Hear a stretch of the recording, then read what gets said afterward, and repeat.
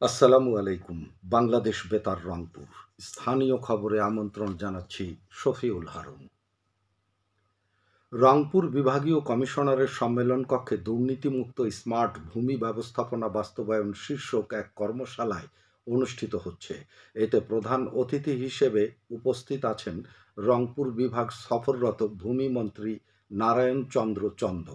মন্ত্রী গতকাল বাংলাবান্ধায় স্থলবন্দর এবং তেঁতুলিয়া উপজেলা ভূমি অফিস ও পঞ্চগড় সদর সেটেলমেন্ট অফিস পরিদর্শন করেন। পরিদর্শন শেষে সাংবাদিকদের সাথে মতবিনিময়কালে ভূমিমন্ত্রী বলেন, স্মার্ট ভূমি সেবা স্থাপনে নাগরিক উপাত্তের নিরাপত্তাকে সর্বোচ্চ গুরুত্ব দেওয়া হচ্ছে। ভূমি ব্যবস্থাপনায় দুর্নীতি প্রতিরোধের ওপর গুরুত্ব আরোপ করে তিনি বলেন, প্রধানমন্ত্রী শেখ হাসিনার নির্দেশে ভূমি ব্যবস্থাপনায় দুর্নীতির বিরুদ্ধে জিরো টলারেন্স ঘোষণা করা হয়েছে।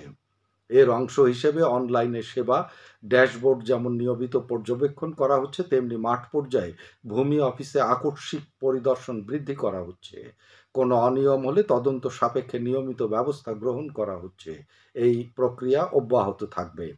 সফরের শুরুতে মন্ত্রী শনিবার দিনাজপুরের কান্তজিউ মন্দিরে বিংশতি সহস্রাধিক কণ্ঠে পবিত্র শ্রীমদ্ ভগবদ্ গীতা পাঠ অনুষ্ঠানে প্রধান অতিথি হিসেবে যোগ দেন।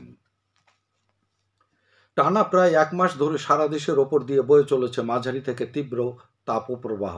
আবহাওয়া অধিদপ্তর পঞ্চম দফায় হিট অ্যালার্ট জারি করেছে। এতে বলা হয়েছে 28 এপ্রিল থেকে 30 এপ্রিল পর্যন্ত এই 72 ঘন্টা দেশে তাপপ্রবাহ অব্যাহত থাকবে। বিচ্ছিন্নভাবে চট্টগ্রাম ও সিলেটে বৃষ্টি হওয়ার কারণে সেখানকার আবহাওয়ায় কিছুটা সহনীয় হলেও তীব্র গরমে জনজীবন ওষ্ঠাগত। চলমান এই তাপপ্রবাহের মধ্যে গতকাল একদিনে হিট স্ট্রোকে বাংলাদেশে 17 জনের মৃত্যু হয়েছে। আবহাওয়া অধিদপ্তরের হিসেব অনুযায়ী দেশের ইতিহাসে এর আগে একদিনে হিট স্ট্রোকে এত মানুষের মৃত্যুর রেকর্ড নেই। গাইবান্ধায় গত কয়েকদিনে হিট স্ট্রোকে আক্রান্ত হয়ে বেশ কিছু গবাদি প্রাণীর মৃত্যু হয়েছে। এদিকে পঞ্চগড়ে তীব্র তাপদাহে মাটি শুকিয়ে মরে যাচ্ছে চা বাগান। কাঁচা চা পাতার মূল্য কমে যাওয়ায় লোকসানের আশঙ্কায় দিশেহারা হয়ে পড়েছেন চাষিরা। জেলায় প্রায় 8 মাস ধরে কোনো বৃষ্টিপাত না হওয়ায় কৃষিতে মারাত্মক সংকট দেখা দিয়েছে। দিনাজপুরে টানা অনাবৃষ্টি আর দাবদাহে পুড়ে যাচ্ছে লিচুর মুকুল। গত 2 সপ্তাহে মৃদু ও মাঝারি তাপপ্রবাহে ঝরে পড়েছে লিচুর গুটি। এতে করে ফলন নিয়ে দুশ্চিন্তায় পড়েছেন লিচু চাষিরা। তাপদাহের কারণে রংপুরে দুশ্চিন্তায় পড়েছেন সবজি চাষিরা। গত প্রায় এক মাস ধরে এই জেলায় তাপমাত্রা 36 থেকে 38 ডিগ্রির মধ্যে ওঠানামা করছে। সেচের পরিমাণ বাড়িয়ে দিলেও তাতে সুফল পাওয়া যাচ্ছে না, বরং কৃষকদের উৎপাদন ব্যয় বাড়ছে। রংপুরের বদরগঞ্জ উপজেলার কুতুবপুর ইউনিয়নের উপনির্বাচনে চেয়ারম্যান পদে মোহাম্মদ শামসুল ইসলাম আনারস প্রতীক নিয়ে 7,301 ভোট পেয়ে বিজয়ী হয়েছেন। তার নিকটতম প্রতিদ্বন্দ্বী রিক্তা চৌধুরী পেয়েছেন 3,761 ভোট। এবছর 18 ফেব্রুয়ারি কুতুবপুর ইউনিয়নের চেয়ারম্যান মোস্তাক চৌধুরীর মৃত্যুতে এই পদটি শূন্য হয়। এদিকে একই উপজেলার লোহানীপাড়া ইউনিয়নের 6 নম্বর ওয়ার্ডের ইউনিয়ন পরিষদ সদস্য পদে উপনির্বাচনে মমতাজ মিয়া বিজয়ী হয়েছেন। এছাড়া রংপুরের গঙ্গাচড়া উপজেলার গজঘণ্টা ইউনিয়নের 2 নম্বর ওয়ার্ডের ইউনিয়ন পরিষদের সদস্য পদে উপনির্বাচনে ইউসুফ আলী নির্বাচিত হয়েছেন। গতকাল এসব নির্বাচন অনুষ্ঠিত হয়। সংশ্লিষ্ট ওয়ার্ডের ইউপি সদস্যগণের মৃত্যুজনিত কারণে এই সব পদ শূন্য হয়।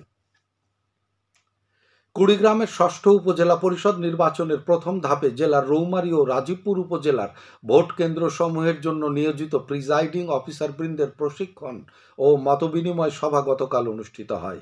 রৌমারী উপজেলায় স্থানীয় নুরুল ইসলাম পাপুলিয়া মিলনায়তনে সকালে এবং রাজীবপুরে স্থানীয় পাইলট উচ্চ বিদ্যালয় হলরুম বিকাশে এসব প্রশিক্ষণ ও মতবিনিময় সভা অনুষ্ঠিত হয়।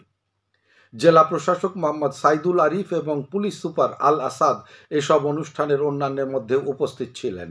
এ সময় কুড়িগ্রাম জেলার রিটার্নিং অফিসার এবং জেলা প্রশাসক উপজেলা পরিষদ নির্বাচন কমিশন কর্তৃক সকল আদেশ নিষেধ যথাযথভাবে প্রতিপালনের কথা দ্ব্যর্থহীন ভাষায় উল্লেখ করেন।